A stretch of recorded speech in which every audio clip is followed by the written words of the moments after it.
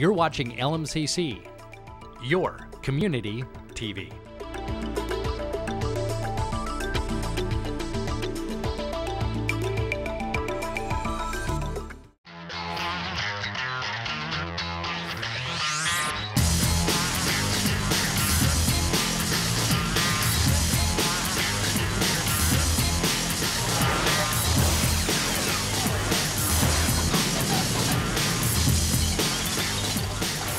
Hi, I'm Kellie Murphy-Ringate, Fire Inspector and Public Educator with the Excelsior Fire District, and welcome to First Responder TV, your local safety source, featuring training exercises, safety tips, and much more.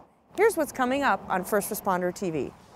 We'll meet the new Minnesota State Fire Marshal, Bruce West, and highlight how to prevent and the dangers of carbon monoxide in the home.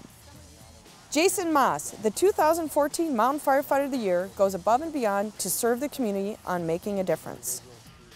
Scam Alert will give you an update on scams that have been targeting citizens in the lake area. Special Deputies are volunteers who perform valuable law enforcement services for the Hennepin County Sheriff's Office. We'll spotlight these dedicated citizens on Safety Source. Joining me now is Bruce West, Minnesota State Fire Marshal. Thanks for coming, Bruce. Happy to be here. Can you tell me a little bit about your background before you became the Minnesota State Fire Marshal? Sure, Kelly. And my background is in fire, and I started my career at the Anoka Champlain Fire Department, and I was a paid on-call firefighter, rose through the ranks, become one of the full-time firefighters there, and I had my opportunity to become a fire chief in 1994 in Elk River. And so I spent 15 years in Elk River as the fire chief. I was also the fire marshal, emergency management director. And Elk River, when I started in 1994, nice little community of 10,200 people. My wife and I moved up there. We have a son that went through the school district, and then the boom of the housing boom, and Elk River is now 23,000 people. I had an opportunity in 2009 to go to work for the state of Minnesota, and a couple of positions there. I was the executive director of the Minnesota Board of Firefighter Training, and then a year ago now, it's already been 13 months, I've been the state fire marshal. So my history is not only being a hose dragger, as they say, and then also fire chief in Elk River, which I really enjoy.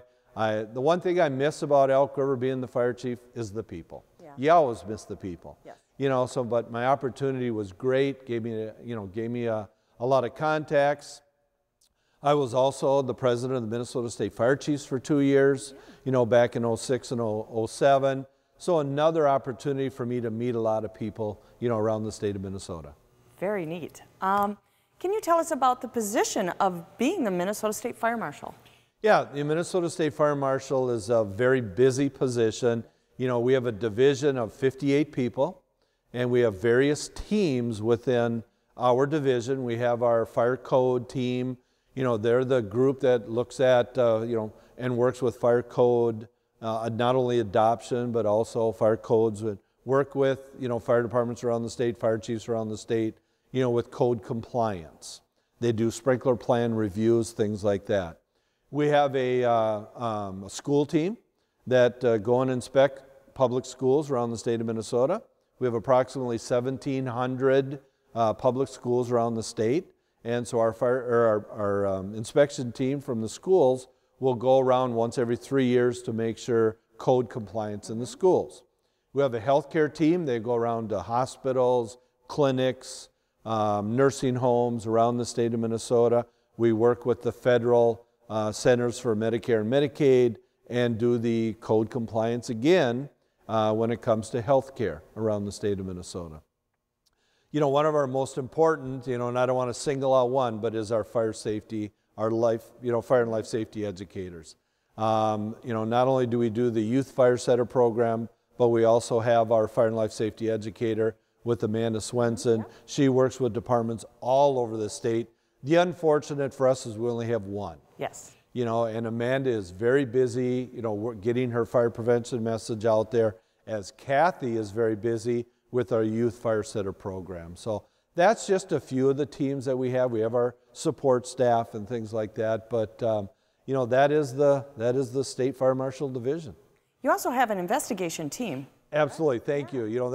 They're, one of our teams that highlighted a lot, because of fire investigations. They do approximately 500 fire investigations a year.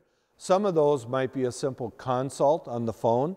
A fire chief is going to call the state duty officer, and then the duty officer will, whichever area of the state it's in, call that investigator and say you need to call the East Overshoe fire chief.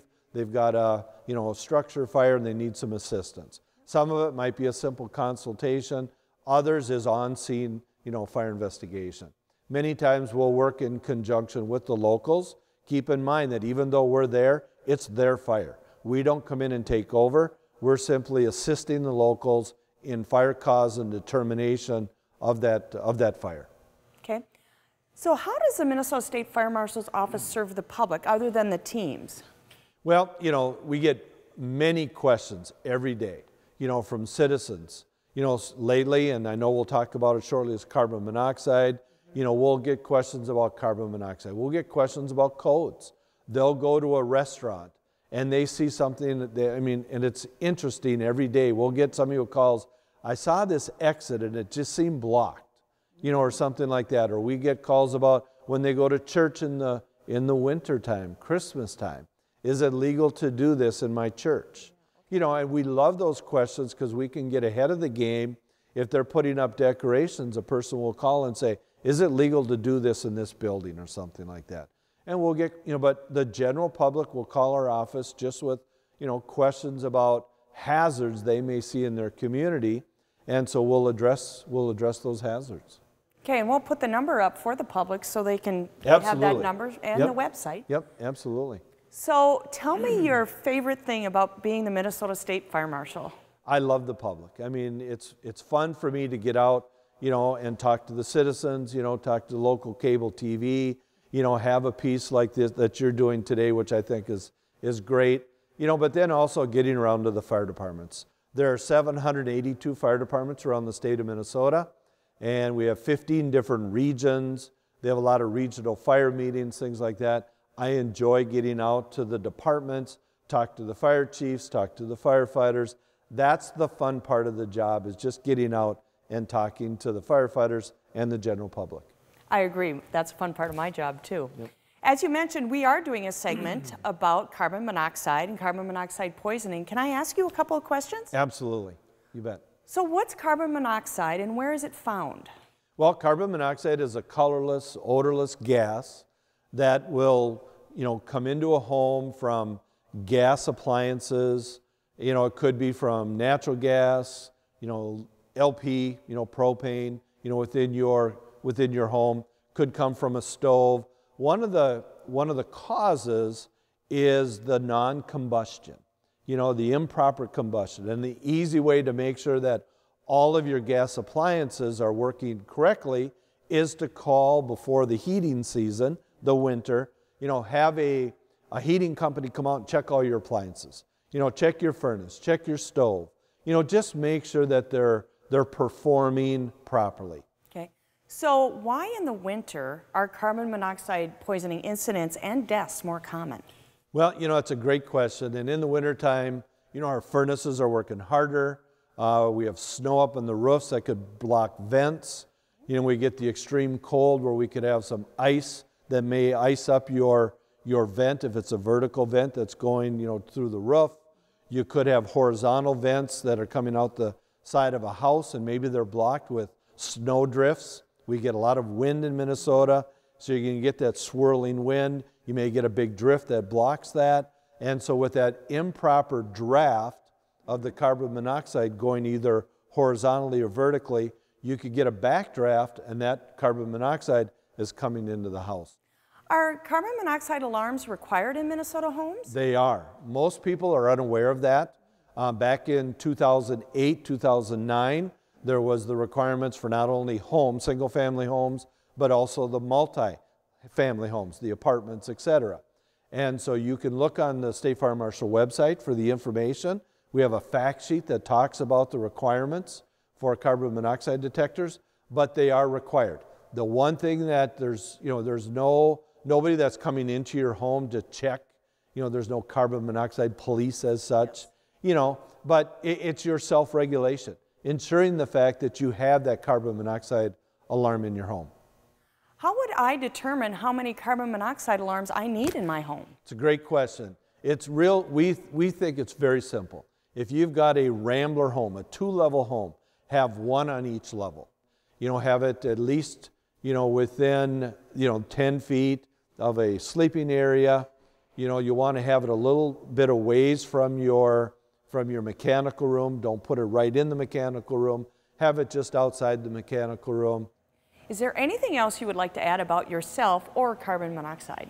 Well, I'll talk about carbon monoxide rather than myself. Okay. One of the areas that we've also been telling people is to back your car out of the attached garage. People don't realize in the morning, they think, okay, I'm going to open up the garage door. Everything's cool. If I simply do that. And you're warming up your car on a 21-degree below zero morning. We all want our cars warm. And with remote starts, people are simply opening the garage door, hitting the remote start, and walking back in the house.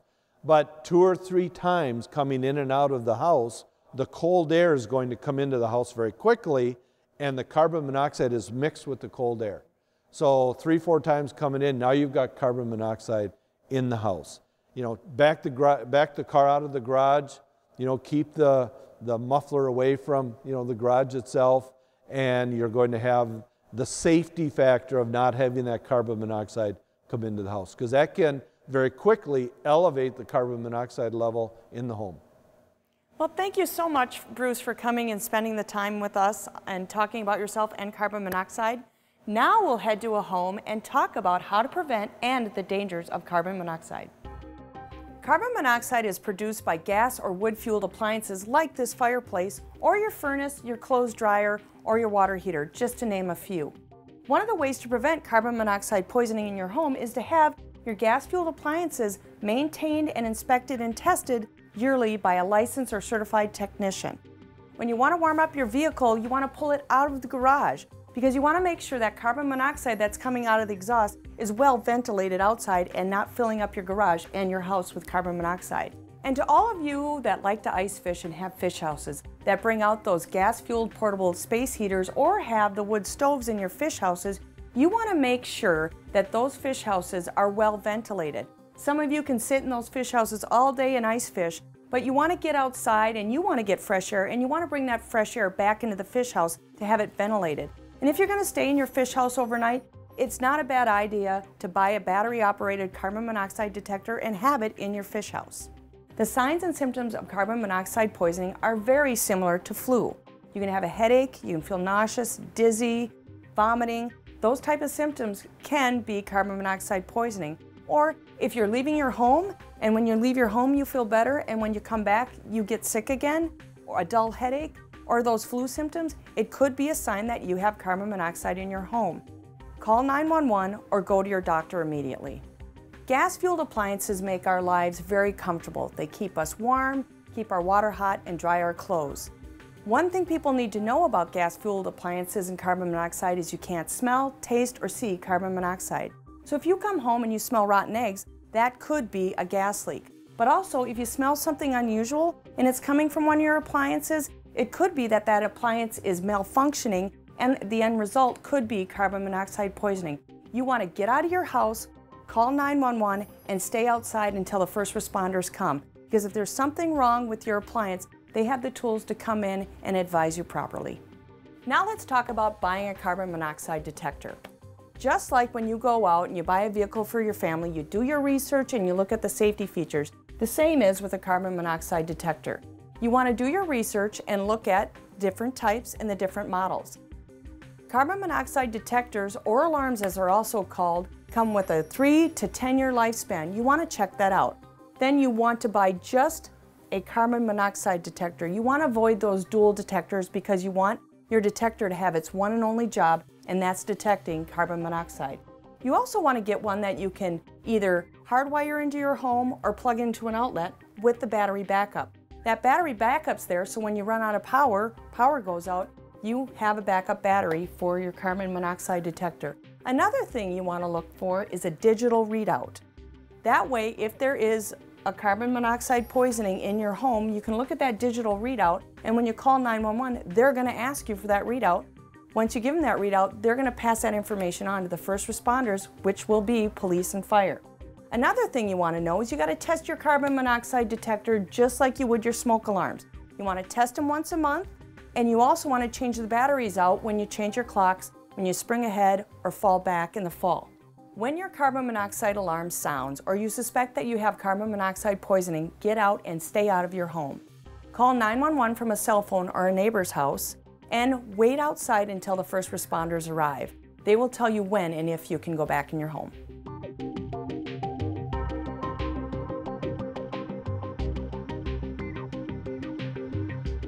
More to come on First Responder TV. We interrupt this program to bring you this important message. The Lake Minnetonka Communications Commission, located in Spring Park, Minnesota, offers free television production classes. You heard it right. Free, free, free. Our friendly and knowledgeable staff will help bring your idea to the big screen. Why, thank you. We are very friendly and knowledgeable. From studio lighting and nonlinear editing to on-location shooting, we'll guide you down the path you need to succeed. Hurry in, folks. An opportunity this good won't last forever. Welcome back to First Responder TV. We'd like to spotlight a member of the community that goes above and beyond in our segment, Making a Difference. This month is 2014 Mound Firefighter of the Year, Jason Maas.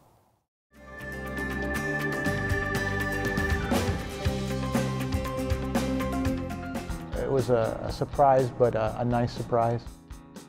I think we've got a lot of really good guys up here, and that award could have gone to a number of them. Probably the best part of that, at least for me, is that it's kind of an award that's bestowed by, you know, your fellow firefighters, which makes it, I guess, probably the most memorable. I started in the fire department, Mound Fire Department, in 1994. Started in emergency medical services when I was about 20. I got my EMT, which is the emergency medical technician basic, and have a little over 20 years in fire department now. It's a pretty tight group, tight-knit group of individuals who, you know, are like-minded. Many of us are somewhat type A. We want to do a good job. Once you get into it and start doing it and kind of realize that you are helping the community, kind of drives you, you know, a little harder. We're surrounded by great guys who make it easy to do a good job or to want to contribute at a high level. The higher you go at least in the rank structure, or the more time you have on, the more you want to kind of give back to the younger guys, pass on your knowledge, because ultimately that benefits the community. There are a lot of current firefighters, a lot of retired firefighters who had an impact on me personally, passed on knowledge and things that they knew, kind of pointed me in the right direction. So it takes a lot of commitment and drive to be successful. And I think these guys up here do a really good job.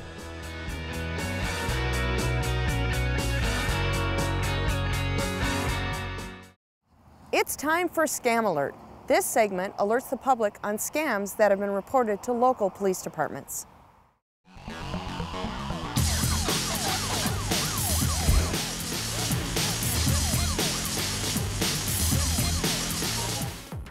A resident received a call asking her to participate in a survey. When she agreed, the caller asked her for the names of the magazines she received. The next week, she received a call from a magazine publisher telling her that her subscription was about to expire. The resident spotted a scam because she knew she had paid for the magazine through the end of the year. The initial surveyor who called was running a magazine scam. Some surveys are conducted as part of legitimate public opinion research, but some scammers pretend to conduct surveys as part of fraud schemes designed to rip people off. They use this tactic to try and get the citizen to give up personal information, which is then used to commit fraud. Scammers also use surveys to obtain a person's financial information. Some surveyors tell people they will pay them money if they participate. At the end of the call, they'll ask for their bank account number so they can send the payment. The scammer then uses the account number to post charges or drain the consumer's account. Ask questions and be sure you know who you're dealing with. Don't just rely on caller ID to tell you who is calling, as some scammers can alter the caller ID so that a fake number or organization appears. A reputable survey will never ask for your social security number, money, or bank account information. To file a report about a survey scam with the Federal Trade Commission, call 1-877-FTC-HELP or go to www.ftc.gov. Auction fraud occurs when there is a deception or misrepresentation of goods or services for sale through an internet auction site, or the non-delivery of products purchased through an auction site. Consumers are strongly cautioned against entering into internet transactions with people exhibiting suspicious traits or behaviors. Be cautious if the seller posts the auction as if they live in the United States, then responds to your purchase with an email stating they are outside of the United States, using excuses such as business or family emergencies. Beware of sellers who post the auction under one name and ask for the funds to be transferred to another individual. Be cautious if the seller requests funds to be wired directly to them via Western Union, MoneyGram, or bank-to-bank wire transfer. By using these services, the money is virtually unrecoverable with no reimbursement available for the victim. Before you bid, contact the seller with any questions you have and review the seller's feedback. Be cautious if the seller only accepts wire transfers or cash. If you believe you have fallen victim to this type of scam and wish to report it, file a complaint at www.ic3.gov. The St. Paul Police Department is warning the public about a caller pretending to be a representative from the police department requesting credit card information for a donation for a safety program. Police suggest that if people get a call from someone claiming to be raising money for a law enforcement agency, they should check with that department before giving any information out. People should report such scams to their local law enforcement department. Special deputies, whether it be on land or water, are volunteers used to support the Hennepin County Sheriff's Office. Do you have what it takes to become a special deputy? Find out on Safety Source.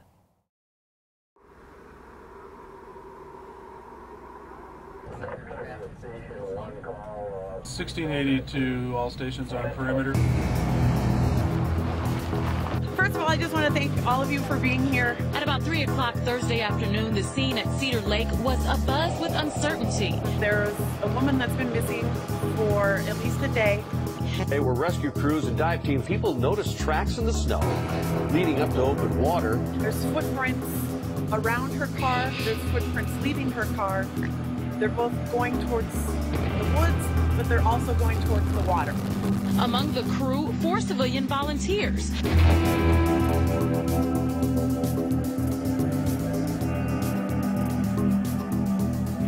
As a matter of fact, 4 of them at Cedar Lake earlier today were civilian volunteers.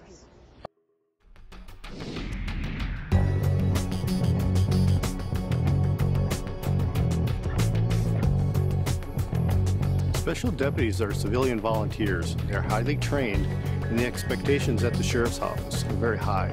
Special deputies are a group of dedicated volunteers who want to help people. They don't work for a paycheck. They're out there to serve their community. Erickson's an unpaid volunteer with the Hennepin County Sheriff's Office Water Patrol. He says he does the job because it's fun. And I have a very understanding wife and 2 kids that allow me to come out and do this. Yes, special deputies are prepared for emergency response, and yes, absolutely, we've helped to save lives. Special deputies are essential to the Hennepin County Sheriff's Office. They help make our agency one of the best in the nation. As you know, it's a training event that we're doing today, and we're simulating that there's a missing person. We are definitely going to do more of these training sessions, so please let me know things that worked, things that didn't work, things that you'd like to see. We can all work together, and I think it's a great thing. Well, at many training events, special deputies train with the full-time deputies, and this simulates what happens in a real-life emergency. In the search for a missing, vulnerable adult or young child, it's all hands on deck, and we want to help with the search. With special deputies, we have a force multiplier. Additional boots on the ground, so to speak, who are ready and trained. By every week, special deputies are scheduled for routine patrols and assignments. However, if there's an emergency, they're called out from home. Well, they might be needed to redirect traffic right at the get-go. There's crowd control, there's the emergency itself. They may be needed to operate all of our specialized equipment. That volunteer contribution helps free up the deputies to perform their duties more effectively. Emergencies, it can include, tornadoes, flooding, vehicle crashes. All special deputies receive months of training so we know how to respond to each scene. Well, it's great because a lot of special deputies have specialized skills such as extremely valuable radio communication. The team that we run is the communication team or MARC team. We typically will do on-scene dispatch or tactical dispatch for any major event that the county might call us out for. The groups that we will be offering dispatch for could be any first responder or responder to the event. There were 8 divers ready to go in. Cameras were rolling when, once again, divers pulled a lifeless swimmer from the water. And we need the divers. About half of our dive team are volunteers. Well, when you see a search for a drowning victim on the news, you may not realize that some of the scuba divers on the sheriff's dive team are special deputy volunteers. My name is Karen Lestico. I'm a special deputy with the Hennepin County Sheriff's Office. Well, the Sheriff's Office Mounted Patrol is comprised entirely of special deputies. Ace was just an exceptional horse, and I wanted to find something to do with him, so we joined and have been a good fit. We do a lot of the parades. There's been search and rescue. Right now he wants to go do something, so. The search for a missing person is a typical emergency call-out for special deputies. We have also been part of large-scale historic events. The largest call-out in our history was the 35W bridge collapse. A large-scale event can overwhelm local law enforcement resources. Special deputies are part of emergency preparedness in the county. When the worst happens, they are ready and willing to serve. Well, you know, we take an oath to serve, and yet we're regular people from all walks of life. Some sell insurance, others are IT professionals. We have an airline pilot. What we have in common is just the desire to serve. You don't need to be a retired cop. You need to have a strong desire to serve our community. Here's the best description I have heard. A special deputy is an ordinary person, but with the right training, they can do extraordinary things. And that's what they do at the Hennepin County Sheriff's Office. Will you join our team as a special deputy? Fill out an application. Go to www.hennepinsheriff.org. The Hennepin County Sheriff's Office is an equal opportunity employer and encourages women and minorities to apply.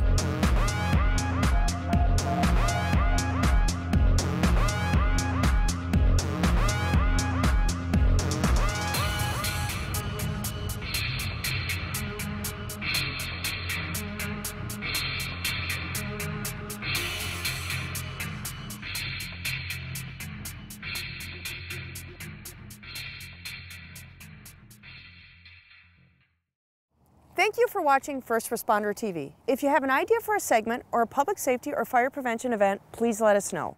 This is Kellie Murphy-Ringate giving you information you can use, share, and to live by. See you next time.